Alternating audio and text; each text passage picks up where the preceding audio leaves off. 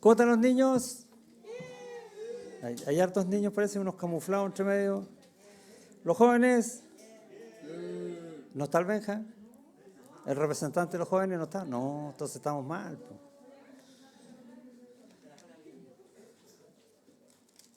Si no está el Benja, no partimos.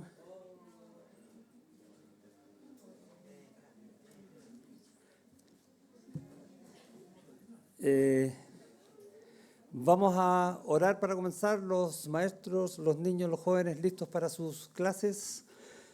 Señor, gracias por este día, gracias por tu bondad, tu misericordia cada día con nosotros. Gracias porque tu palabra nos guía en la verdad.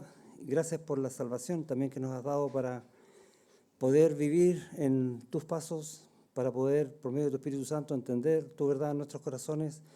Y rogamos que este día no sea distinto, que hables a cada uno de nosotros y a todos nosotros como iglesia. Rogamos en el nombre de Jesús. Amén. Entonces los niños a sus clases, los jóvenes también. Isabel, ¿cómo está Isabel?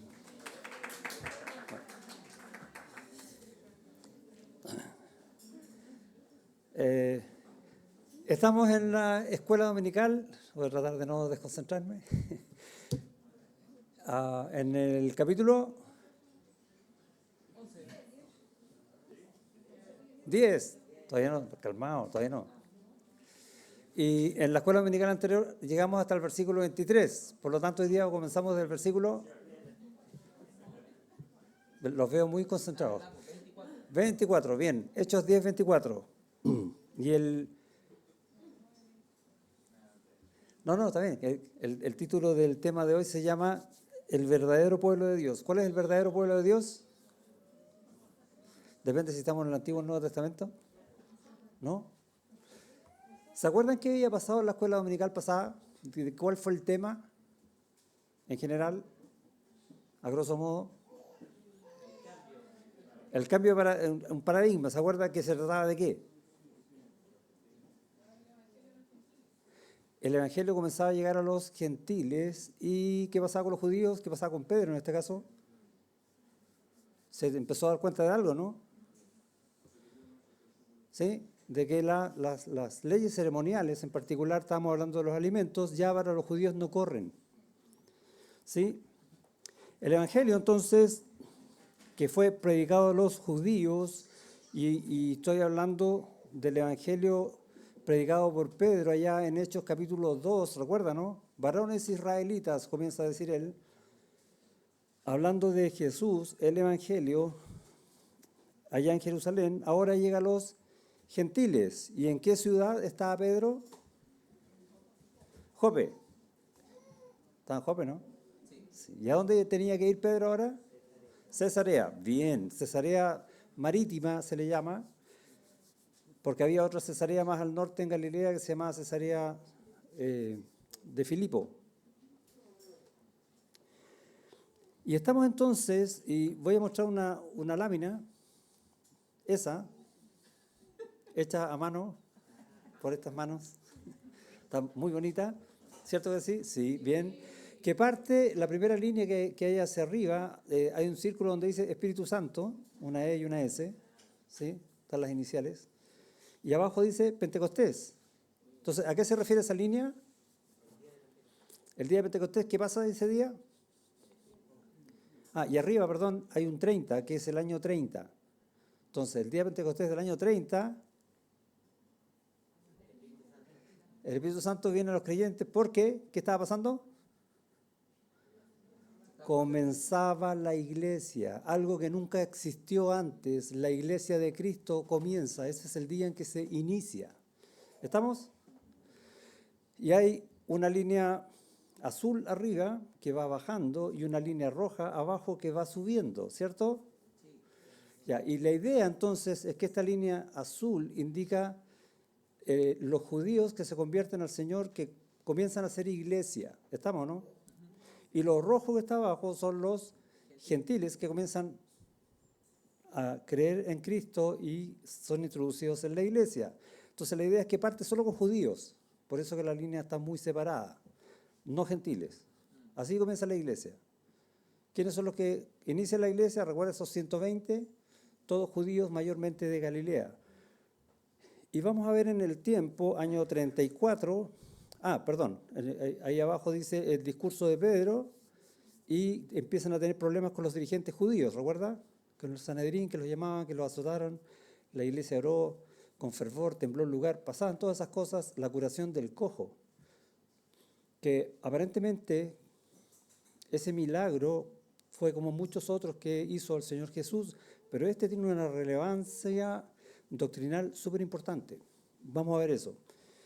El llamamiento de Esteban, muerte de Esteban, con todo ese discurso, año 34, y al año siguiente, el 35, aparece Saulo en todo su esplendor. ¿Qué estaba haciendo Saulo? Persiguiendo a la iglesia. ¿Qué le dice Jesús? Saulo, Saulo, ¿por qué me persigues? Y ahí tenemos otra revelación doctrinal que está diciendo que Cristo es la iglesia y que la iglesia es Cristo. Y es precioso eso, ¿no? Porque somos unidos a Cristo, somos uno con Él, cumpliendo la misma oración que hizo el Señor Jesucristo allá en Juan 17 antes de ir a la cruz. Entonces aparece Saulo y tenemos en ese tiempo también, y vamos allá en el capítulo 8, la predicación en Samaria, la predicación al etíope. ¿Qué hizo quién? Felipe. Esteban y Felipe eran judíos, los pillé, ¿no? Helenistas, judíos helenistas. ¿Por qué? Porque en Hechos 6 vemos que hay un problema, ¿no? Y la iglesia que partió absolutamente santa, pegada al Señor como ningún otro en este mundo, desde el capítulo 5 en adelante comienza a tener problemas a raíz de los pecados, a raíz de nuestros pecados, de nuestra carnalidad. Y empezamos a ver entonces que la iglesia se está pareciendo un poco más a la de nosotros, ¿sí? Y luego que se convierte, capítulo 9, Saulo va a Damasco y ahí tenemos hartos años que no tenemos mucha historia, salvo por otros textos, por ejemplo allá en Gálatas, que Pablo va a Jerusalén, etc. Y vamos a llegar al año 43, que es donde estamos ahora. ¿Qué pasa al año 43? Viene la curación aparece Pedro y viene la curación de Eneas, Dorcas y después el encuentro con Cornelio. Y estamos saliendo del área de Judea para ir hacia el área más gentil. Entonces, geográficamente, vemos un cambio en cuanto a la expansión del Evangelio y sabemos por los capítulos que vienen adelante que el Evangelio va a llegar ¿dónde? A todo el mundo, ¿sí? Asia, Europa, etc. Y más adelante vamos a ver que después del año 45 comienzan los viajes de Pablo. Va a ir a Creta, por ejemplo, va a empezar a fundar iglesias en distintos lugares. Y hacia el año 49, y ahí vamos a llegar al capítulo 15 del libro de Hechos, está lo que se llama el Concilio de Jerusalén, que va a ser un concilio que va a resolver el tema que estamos viendo hoy en Hechos 10, porque se va a producir un conflicto. Les estoy adelantando hasta ahí nomás. Venga la clase correspondiente para que no se pierda cómo fue la historia. ¿Ok? Ahora, ¿qué está pasando en la historia de la iglesia? Bueno, se está cumpliendo Mateo 16, 18, que ustedes se saben de memoria, ¿no? ¿Se acuerdan que Jesús está con sus discípulos y le preguntan quién dicen ustedes que yo soy? Y Pedro dice, tú eres el Mesías, el Hijo del Dios viviente. Y en la respuesta que le da Jesús va a decir una frase que es clave. Edificaré mi iglesia. Y estamos entonces en este cumplimiento de la edificación de la iglesia por parte del Señor Jesucristo. Y eso es lo que narra básicamente todo el libro de Hechos y quise hacer este resumen en esta lámina mostrando eso. Cómo Jesús va edificando la iglesia. Hoy día, al día de hoy, la iglesia de Cristo en todo el mundo está llena de gente creyente de muchas naciones, muy pocos judíos. Por eso que la línea roja va subiendo. ¿Ok? Esa es un poco la idea que está mostrando el gráfico y es básicamente la historia del libro de Hechos. Y también se cumple Hechos capítulo 1, versículo 8, que también se saben de memoria ese versículo. Pero recibiréis poder, ¿recuerda? cuando haya venido sobre vosotros el Espíritu Santo. ¿Poder para qué? Para que Cristo obre en cada uno de los creyentes, la iglesia, mostrándose al mundo. Y me seréis testigos. ¿Ya? ¿A quién le dijo eso? ¿Judíos, gentiles? Judíos. Creyentes. ¿Ok? Y no es de extrañar, o un creyente que haya conocido las Escrituras del Antiguo Testamento, no debería extrañarse de esto si uno lee, por ejemplo, Malaquías. ¿Le suena Malaquías, cierto? A algunos más que otros. Capítulo 1, versículo 11, y está hablando de cómo el pueblo de Israel tenía problemas porque se apartaba de Dios, y les va a decir, porque desde donde el sol nace hasta donde se pone, ¿cuánto es eso? O sea, todo el mundo, ¿sí? Esa es la idea. Es grande mi nombre entre las naciones. Y esa palabra, naciones, normalmente está diciendo no Israel. Y ya está profetizado 400 años antes que la iglesia, o que la palabra del Señor, mejor dicho, el Evangelio, va a llegar a los gentiles. Y en todo lugar se ofrece a mi nombre incienso y ofrenda limpia, porque grande es, tiempo presente, es mi nombre entre las naciones, dice Jehová de los ejércitos. Entonces tenemos que hay profecía acerca de la iglesia, aunque ellos no sabían que venía la iglesia como cuerpo de Cristo, propiamente tal, ¿sí? ¿Sabían que el Señor iba a ser crucificado? No, pero sí sabían que iba a ser martirizado y que iba a ser muerto. Isaías 53. ¿Y qué pasó cuando enfrentan ellos el arresto de Jesús y la cruz? Se escandalizaron, se olvidaron de las Escrituras. Pero vemos que sí estaba profetizado. Vayan a Isaías 42. Vamos a hacer un poco de ejercicio bíblico hoy día.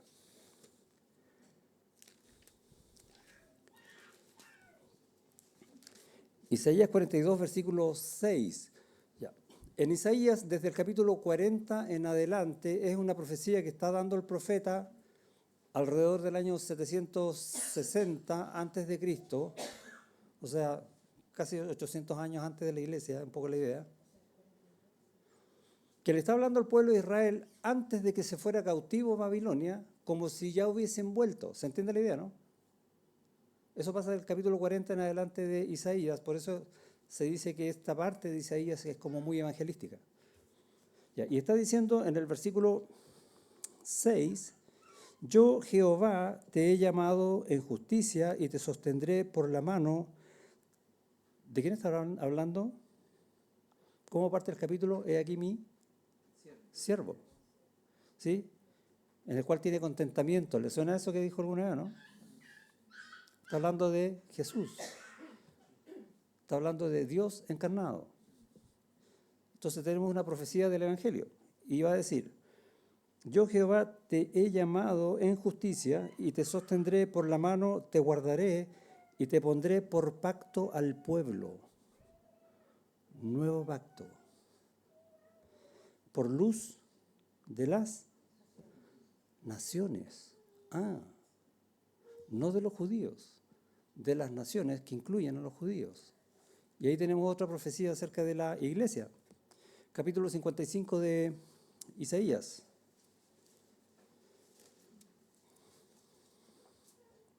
Versículo 4. Dice, he aquí, y aquí Dios está hablando del pueblo de Israel.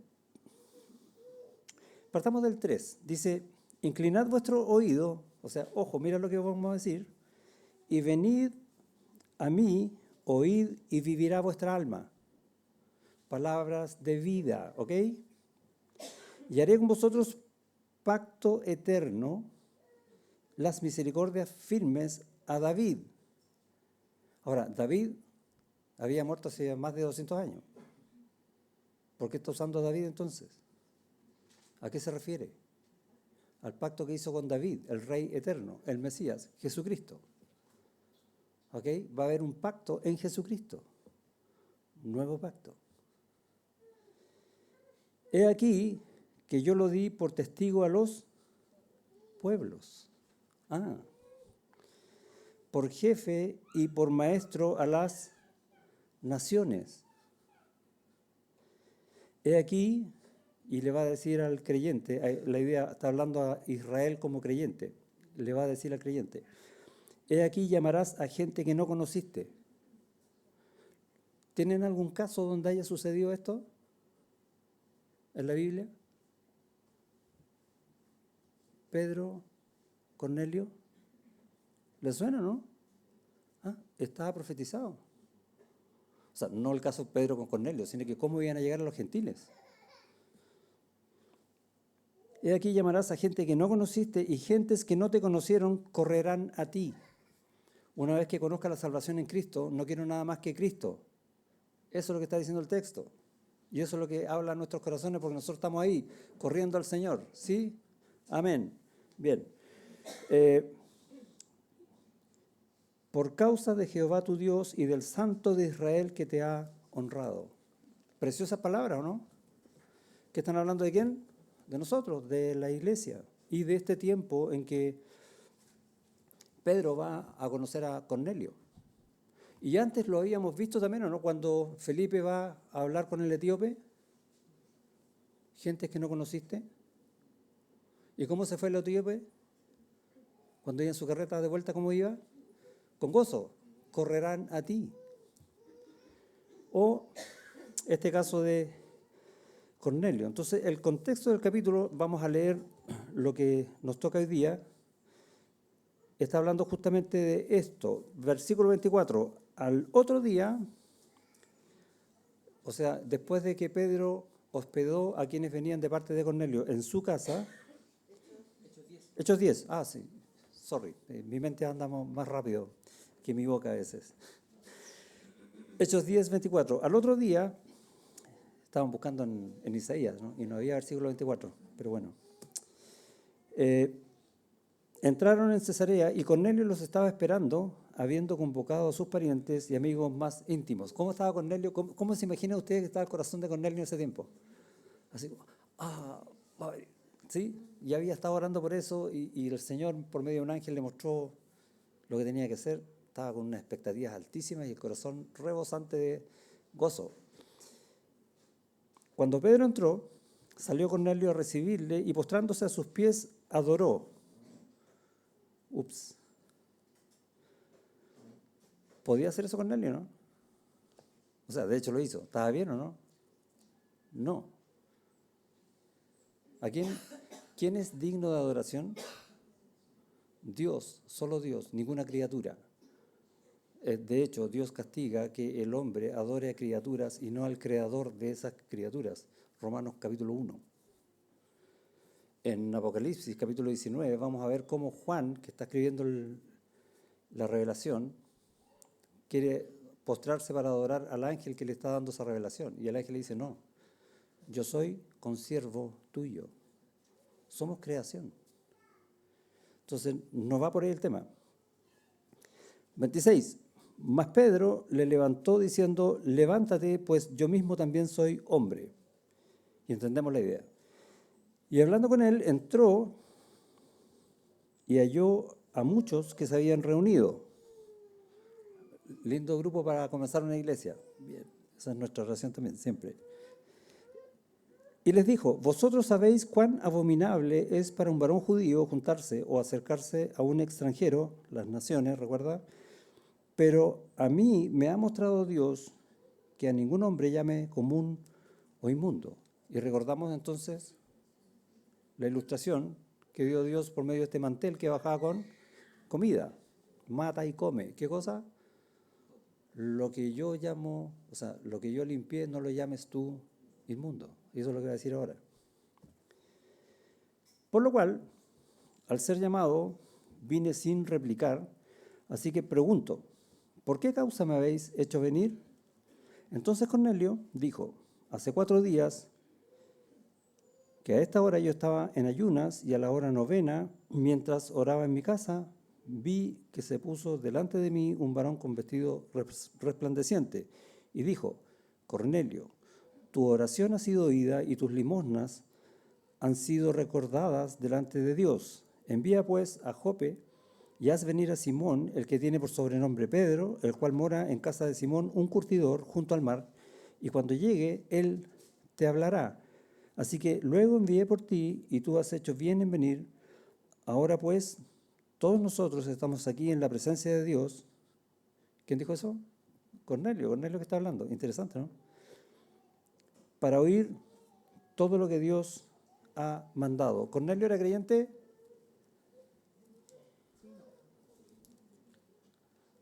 No. ¿Tenía temor de Dios? Sí, pero aún no era creyente. Después en el capítulo 11 Pedro va a referirse a esto y va a mostrar que no eran creyentes, que necesitaban la salvación. ¿Ok? Pero es impresionante cómo habla, ¿no? De nuevo, ¿cómo está el corazón de Cornelio? Necesitaba que le dijeran: Cristo te salva y listo. ¿Sí?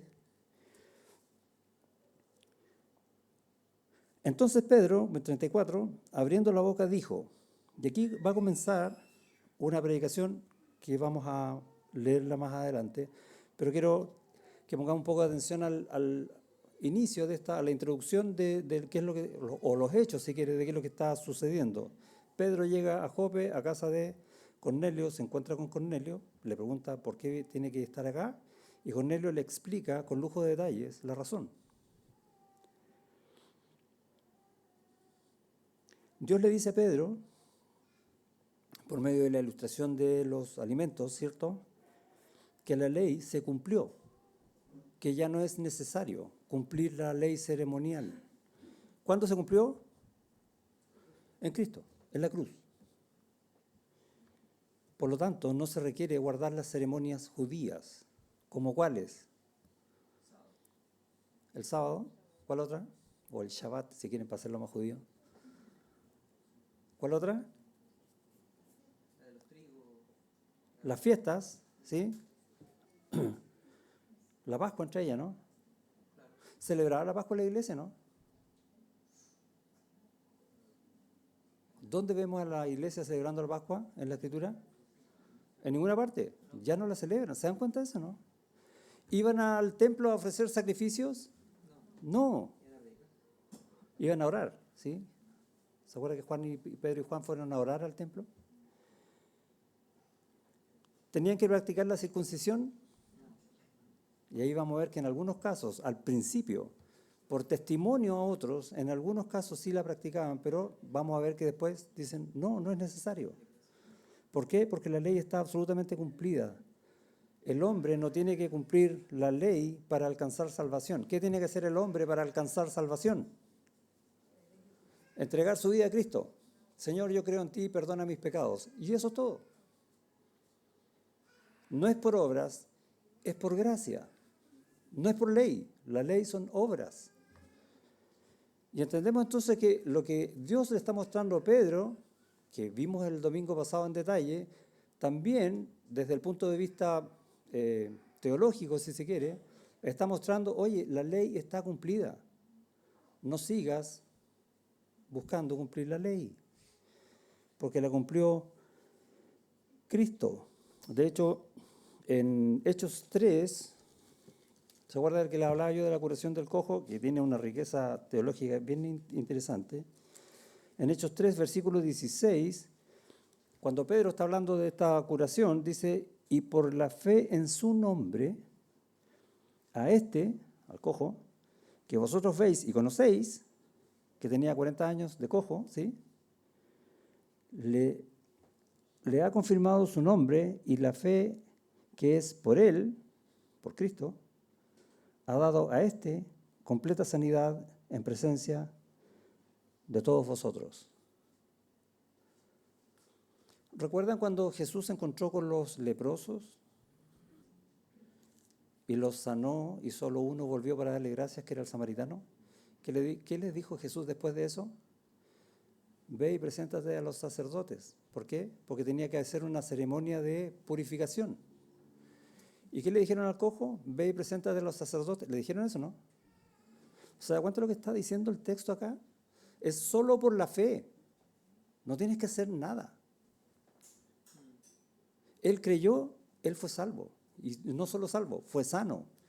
Y Dios está mostrando en este milagro que todo el mundo reconoció y que nadie podía negar cómo obra la fe, ya no la ley. ¿Se dan cuenta de la riqueza teológica que hay en este versículo?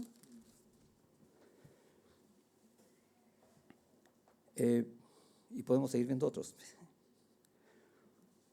Cristo es quien cumplió la ley y ahora tenía que cumplirla. ¿Por qué? Porque tenía que pagar el precio de la ley. ¿Cuál es el precio de la ley? Que el que no cumple la ley muera irremediablemente. Porque la ley que lo que hace es mostrar el pecado. Y el que peca, la paga del pecado, ¿cuál es? Muerte.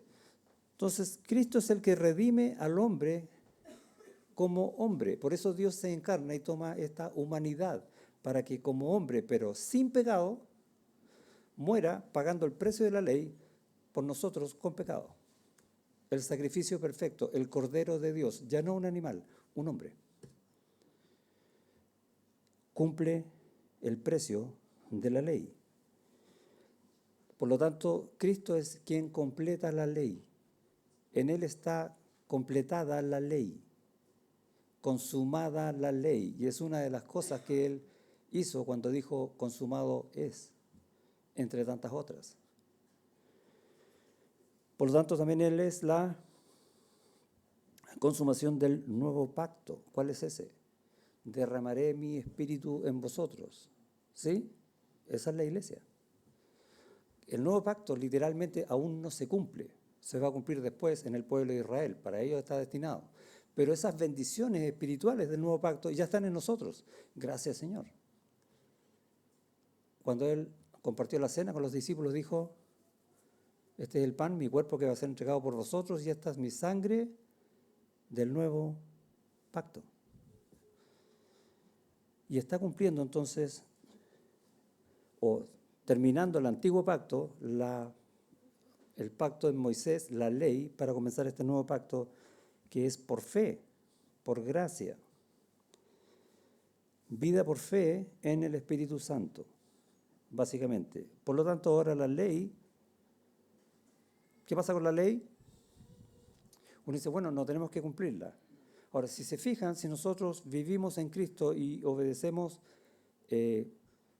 con gozo sus mandamientos, como Él dice, ¿no? Si me amáis, guardad mis mandamientos, estamos cumpliendo la ley. Porque en Él está completa. Ahora, el tema con la ley, en esta parte de la historia de la iglesia, es que la ley ahora pasa a ser un obstáculo para la salvación. ¿Por qué? Porque la ley son obras. Entonces, yo no me salvo por obras. Y Dios, por medio de Pedro, está mostrando este cambio en la figura esta de los alimentos puros y alimentos comunes o inmundos. ¿Sí? Eso es lo que teológicamente está sucediendo en este capítulo. Porque si no fuera así, lo que vimos en Isaías 42:6, tú serás luz a las naciones, no se podría cumplir, ¿o no? Y de hecho, este mismo Lucas, pero en el libro de Lucas, en el capítulo 2, lindo capítulo cuando ahí tenemos el nacimiento del Señor, el advenimiento de Dios a este mundo en la persona del Hijo. Gloria a Dios en las alturas, ¿recuerda? Y en el versículo 32, en el templo,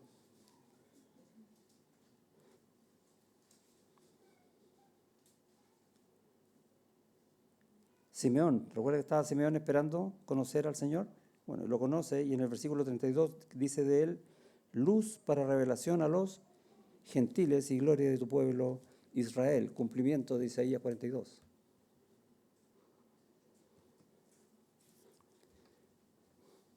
Me encanta cómo la Biblia enseña la Biblia. Es precioso.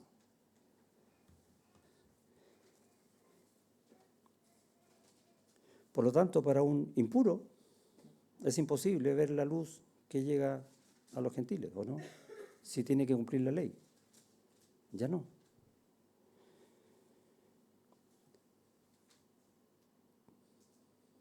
En Gálatas 4, eso está después de Hechos, Romanos, Corintios, Gálatas, versículo 4, un versículo muy conocido, Pablo va a hablar de la primera venida de Cristo.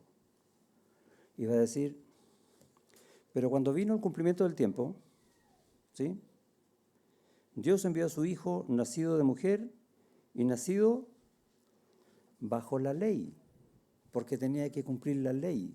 Entonces, ese bajo la ley no está porque sí. Insisto, la Biblia es preciosa y es perfecta. ¿Para qué? Iba a decir, redimiese a los que están bajo la ley. O sea, nadie puede cumplir la ley, por lo tanto, Él la va a cumplir por ti, va a pagar el precio de esa ley para que, pagando el precio, tú puedas ser salvo. A fin de que recibiésemos la adopción de hijos. O como dice en Romanos 8:29, para que Él sea el primogénito entre muchos hermanos. Sigue siendo hermoso. Y por cuanto sois hijos, Dios envió a vuestros corazones el espíritu de su Hijo. Hechos 1:8. El cual clama, Abba, Padre. Es Cristo quien, bajo la ley, enseña cómo se deroga la ley.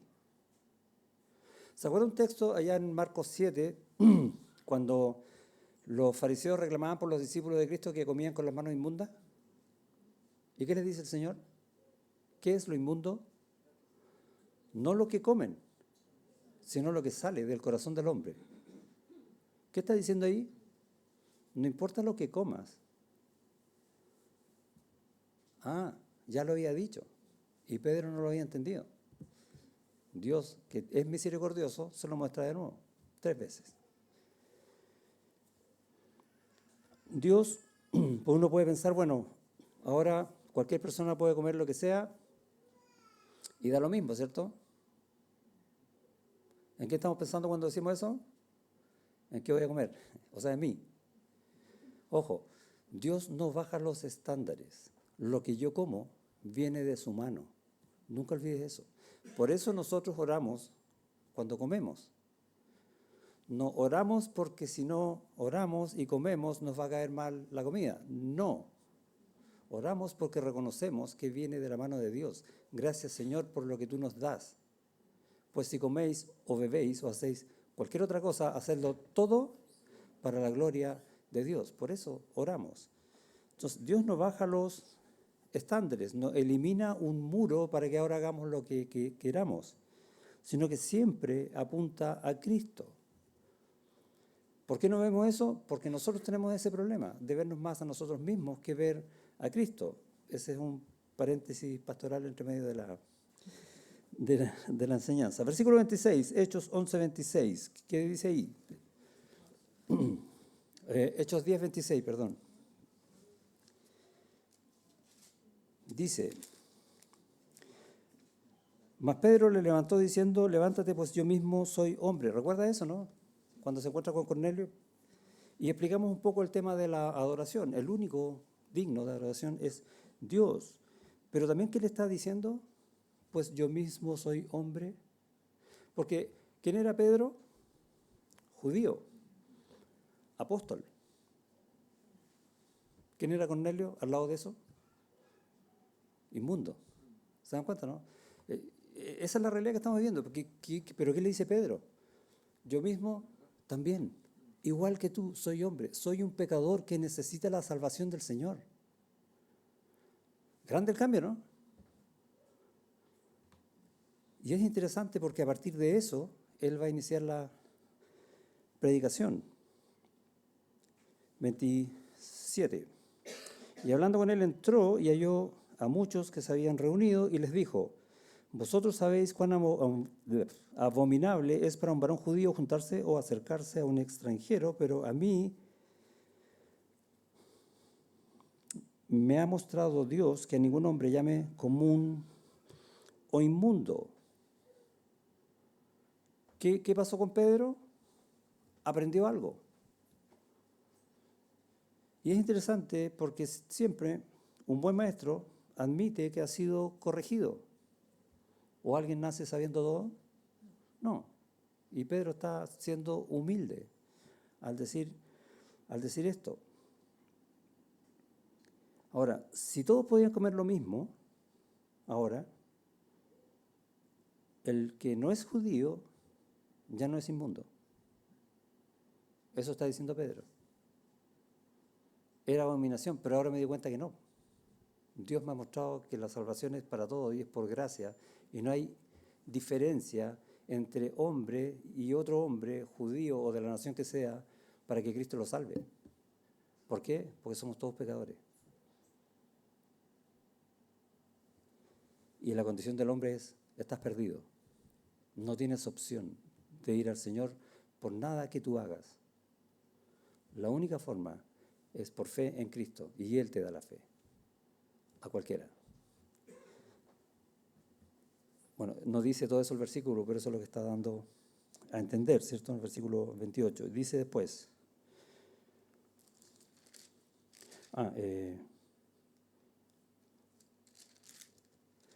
¿Hay alguna diferencia entre decir común e inmundo? Básicamente sí. Inmundo es que es impuro. Y común es que no ha sido santificado. Por ejemplo, habían utensilios que se usaban en el templo que estaban consagrados al templo, santos. Y había otros utensilios que usaba la gente en la casa, que pueden haber sido los mismos, pero eran comunes, porque no estaban consagrados. Entonces los judíos tenían esa diferencia. Hoy día nosotros, no. ¿Ya? 29. Por lo cual, al ser llamado, vine sin replicar.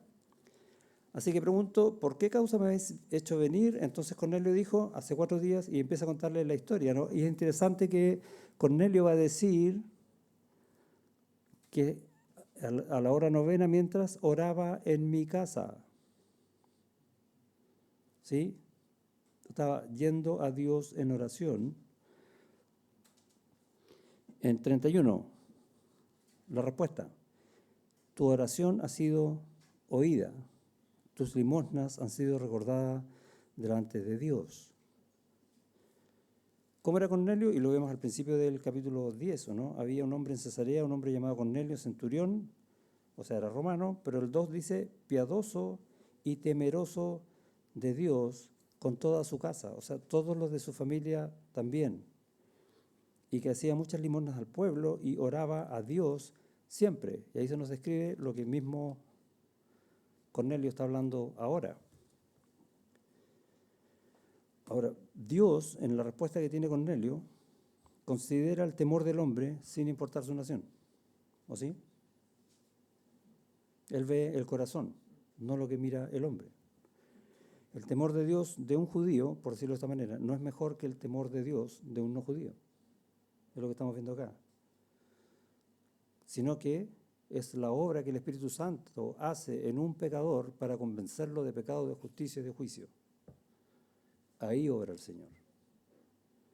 ¿Sí? Seguimos. 34. Entonces Pedro, abriendo la boca, dijo, ahí vamos a ver la predicación, en verdad comprendo que Dios no hace acepción de personas. Y ya tenemos absolutamente claro eso.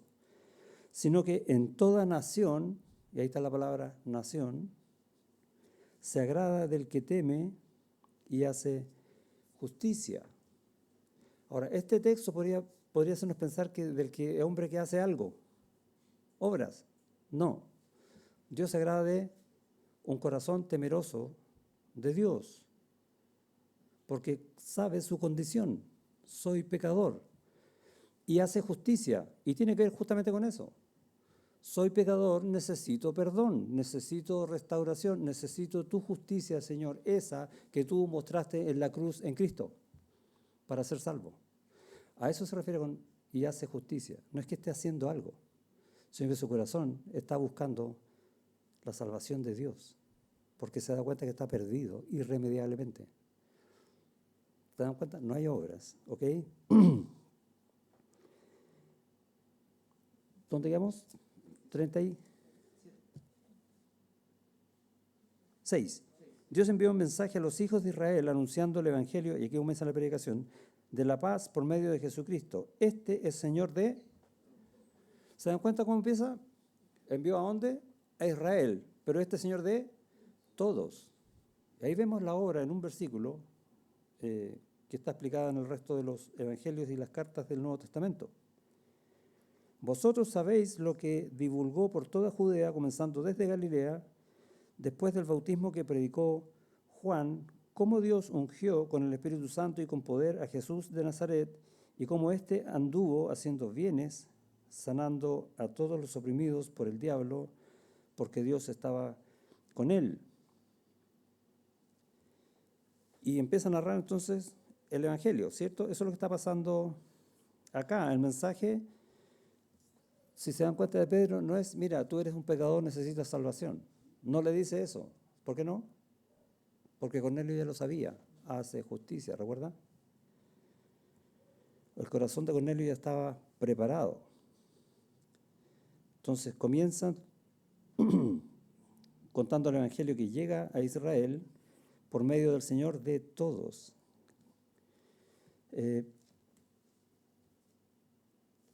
39. Y nosotros somos testigos de todas las cosas. De hecho, Pedro estuvo en todo tiempo con él, estos 3 años y fracción que estuvo el Señor haciendo ministerio en la tierra, estuvo con él, ¿sí?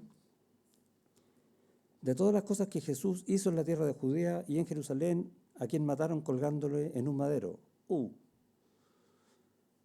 resumen entonces del Evangelio. A este levantó Dios al tercer día e hizo que se manifestase poder de Dios, vida eterna. Está predicando eso.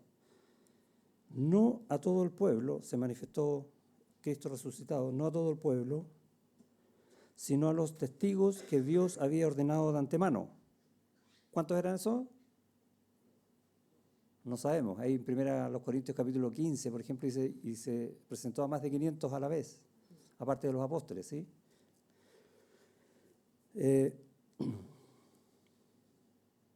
¿Dónde quedé?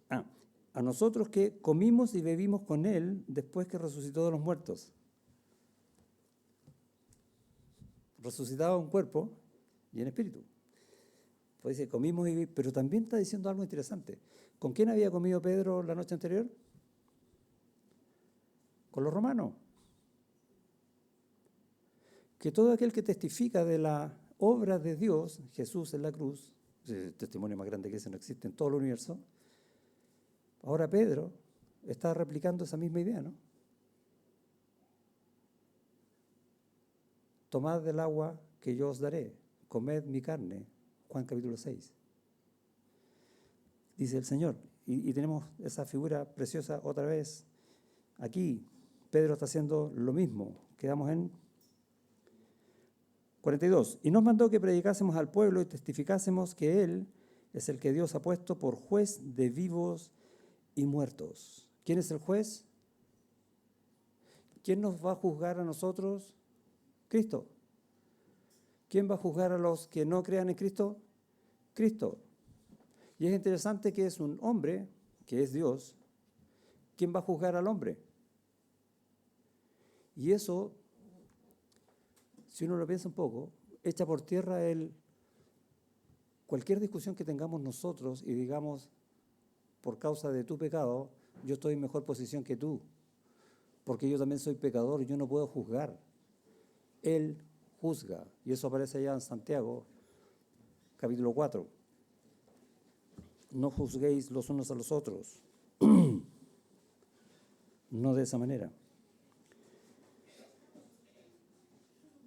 El supremo juez entonces es un hombre sin pecado. Él es el que perdona. De este 43 dan testimonio todos los profetas, que todos los que en él creyeren recibirán perdón de pecados por su nombre. Él es el juez, él es el que perdona. La santidad ya no es ceremonial, ¿se dan cuenta, no? Sino que la santidad es por la cruz. Y el texto que viene va a hablar justamente de eso mismo. Mientras aún hablaba, Pedro, estas palabras, el Espíritu Santo cayó sobre todos los que oían el discurso. La misma figura que pasó en Pentecostés. ¿Por qué? ¿Por qué tenía que pasar eso? Cuando tú te convertiste a Cristo, si es que te convertiste a Cristo, ¿viste cómo el Espíritu Santo venía hacia ti, no? ¿No? No. Pero en ese tiempo era necesario para rectificar el mensaje que ellos, sobre todo los judíos, vieran. ¿Y qué veían? Que comenzaban a hablar en lenguas o en idiomas. ¿Para qué? Para glorificar a Dios. No era cualquier cosa. Dice en el 46, porque los que oían que hablaban en lenguas, los oían que hablaban en lenguas y que magnificaban a Dios. Entonces respondió Pedro, ¿puede acaso alguno impedir el agua para que no sean bautizados estos que han recibido el Espíritu Santo también como nosotros? Y la respuesta es, obvio que tienen que bautizarse, ¿sí? Y mandó bautizarles en el nombre del Señor Jesús. ¿Y no era en el nombre del Hijo, del Padre y del Espíritu Santo? Aquí está resumiendo, porque Jesús es Dios. ¿Sí? Entonces le rogaron que se quedase por algunos días. Tenemos un poco más claro, quizás, creo yo, qué es lo que está hablando Hechos y qué es lo que está pasando en este capítulo, que es como una bisagra entre la antigua dispensación o el pacto que Dios hizo en Moisés, el pacto de la ley, que es condicional, cumples y te va bien, no cumples y te va mal, y el pacto que Dios hizo en Abraham, en ti serán benditas todas las familias de la tierra. Y ahí estamos los gentiles. Preguntas, dudas, respuestas, reclamos. No tengo respuesta a eso. Fue un reclamo. En lenguas. No, ¿tiene alguna pregunta, alguna duda? ¿Todo bien? A mí me llamó la Sí. atención al final porque cae sobre el Espíritu Santo sobre Cornelio y todos los que estaban ahí ¿Sí? y no eran judíos. No. Es la primera vez que pasa eso. Por eso me llamó la atención porque en Pentecostés cae sobre judíos. Así es. Ahora el Espíritu Santo, esta muestra de la salvación de Dios por medio de la venida del Espíritu Santo y hablar en lenguas, que antes fue los judíos, ahora está pasando en gentiles. ¿Sí? Por eso que es importante este capítulo y nos hace entender, como les dije, todo el panorama del libro de Hechos. Edificaré mi iglesia. ¿Cómo? Según la profecía, que también lo vimos. Ok, ¿oramos? Gracias, Señor, por tu palabra que es preciosa. Gracias porque nos enseña verdades que necesitamos escuchar de tanto en tanto y que nos hacen maravillarnos de tu obra, de lo que estás haciendo también hoy en medio nuestro y que vas a seguir haciendo usándonos a nosotros. Rogamos por eso, Señor, que nos uses de la manera que usaste a Pedro y que entendamos tus verdades de la forma que las entendió Pedro. Ayúdanos a nunca separarnos de ti, a nunca rebajar tu palabra para entenderla desde el punto de vista humano, sabiendo que tu palabra tiene poder, que tu palabra es vida. Gracias te damos por tu iglesia, gracias te damos por el tiempo que vamos a vivir a continuación, por los alimentos que vayamos a consumir, por el tiempo de conversación, por los niños, por los jóvenes que también han estudiado en su respectiva escuela dominical. En el nombre de Jesús, amén.